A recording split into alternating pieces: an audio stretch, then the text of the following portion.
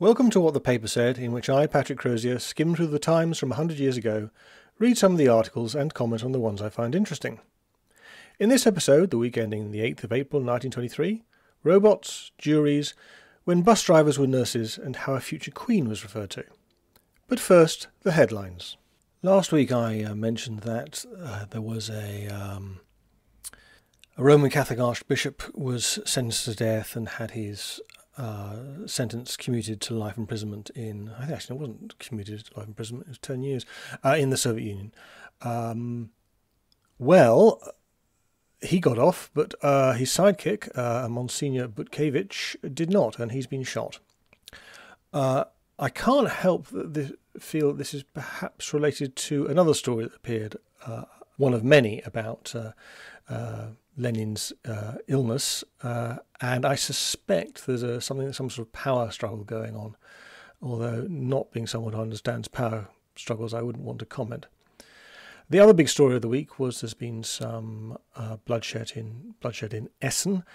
It would appear that a detachment of French troops got surrounded by German workers and shot their way out, with the result that 7 were killed. In other news, there's some sort of ongoing rebellion in Japan, which involves a bunch called the Burakumin. I had thought I was reasonably au fait with Japan, but it turns out this bunch, the Burakumin, are a caste, which implies that Japan has a caste system, which I knew nothing about. Anyway, they're at the bottom of the caste heap and are rebelling about it. Another story that is occupying quite a lot of space, certainly in the letters pages of the Times, is the proposal for a Charing Cross Bridge. Now, those of you who know London reasonably well will know that we have a bridge at Charing Cross, which takes trains from Charing Cross Station to the south of the river, and it's next to it there are 2 footbridges. Now, this proposal is to knock down the railway bridge and the original footbridge. The modern footbridges are much nicer than what went before, and replace it with a road bridge. And those of you who are conjuring up a mental image of this will think, well, what's happening to the railway station? Well, it's going to be knocked down. Obviously, this doesn't happen, which is probably why there are so many letters in the pages of the Times. There is also a strike going on in Norfolk of agricultural labourers. Now, we don't have strikes of agricultural labourers nowadays, but in then days, well, they did. They had all sorts of strikes of people. I mean, I mentioned a few months ago a strike of bookbinders. And this is not just a normal strike. This is pretty violent, as in you will have sons of farmers doing some work on the farm and getting beaten up. There's also been a fair amount of correspondence about white lead in paint. Now, I was taught when I was at school that this is one of the great achievements of the League of Nations, was to ban white lead in paint. But there's a certain amount of correspondence saying, well, yes, it can be dangerous if you're rubbing it down dry, but if you use liquids to do so, it's fine. I can't comment on the truth of that or otherwise, but it's one of these things where you realise a law gets in and sort of pretty much bans something, but there was a debate going on at the time, and it's not as clear-cut as you might think. We've also had the death of a Dr. Venn, he of the diagrams.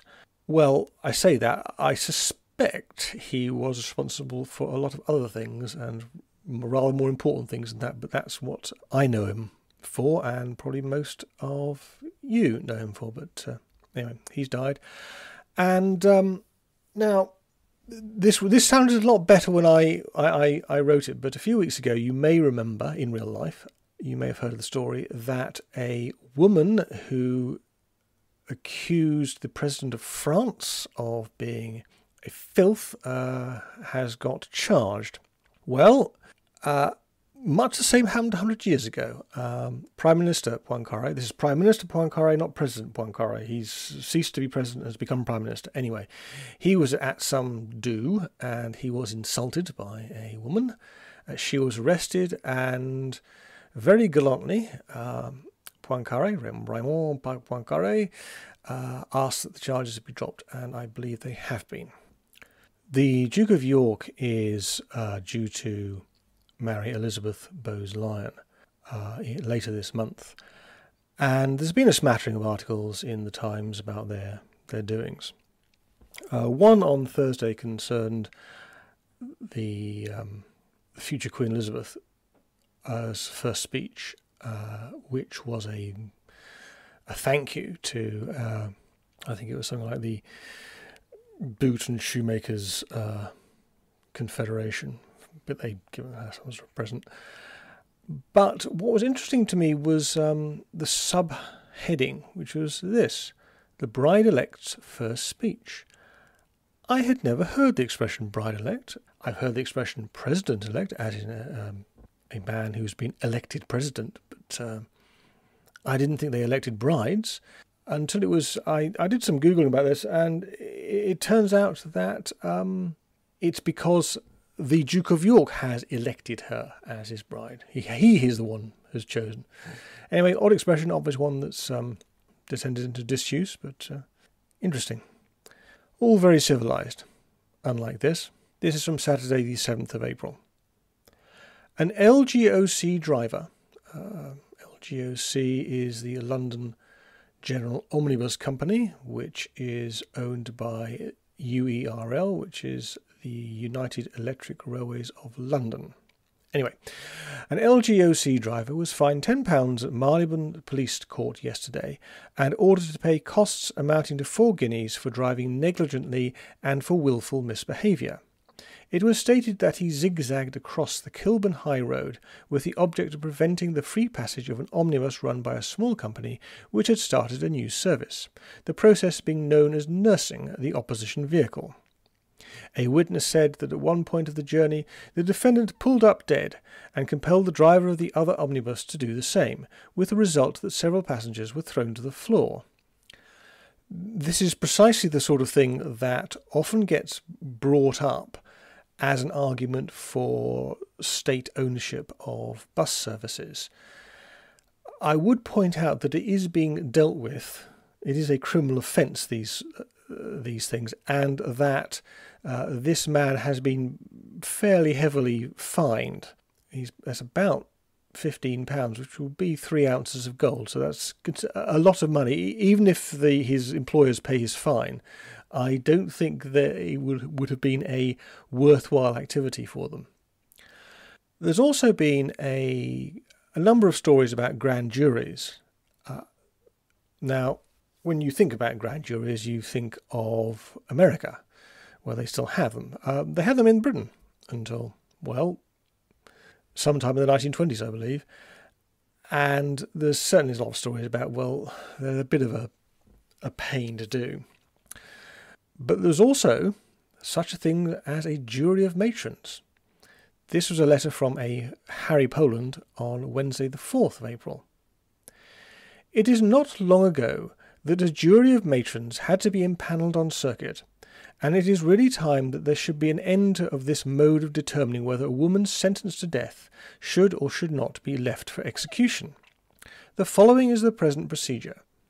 After a woman has been sentenced to death, the officer of the court calls upon her to say whether she has anything to say in stay of execution. The wardress explains this to her, and if she says that she is with child, the sheriff immediately has all the doors of the court closed, so that he may catch 12 married women to form a jury. If he has not made the necessary capture, he sends into the neighbourhood, and a sufficient number of matrons are summoned to make up the magic number of 12.